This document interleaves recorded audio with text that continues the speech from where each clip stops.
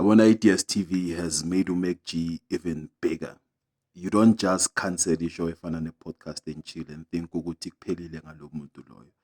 That person was not dependent on salary at DStv, and he was not there for the money, but he was there to show people ukuthi there's a show like this. And i-DStv yakhohlwa ukuthi they brought a podcast and chill on their platform because of the views ababonayo on YouTube. So they were hoping to get the same views on their channel. And I think ukuthi they did get the same views. But lento yokucancela, it's all around the issue yakamini Dlamini, which is fair. But I hope ukuthi they did not cancel thinking ukuthi they are bringing uMacG down. Because of if that's what they think, then nah. They've just made uMacG even bigger than what he is now. Because there were people who knew nothing about uMacG, but who were DStv loyal clients or customers or viewers.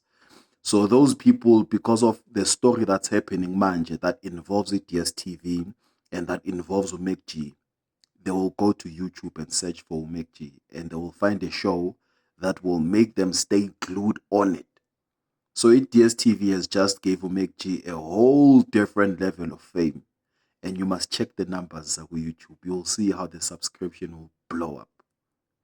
So, yes, it sucks that abantu who only have DStv will not experience such a wonderful show and such a show that has great energy. It sucks big time.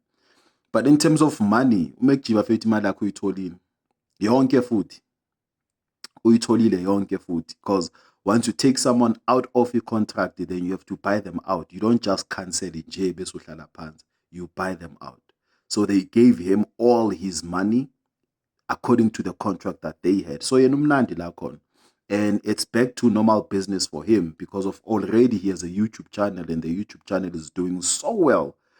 So well. And DStv has just added extra views on that YouTube channel. So check it out. The podcast and chill will still rock it with YouTube.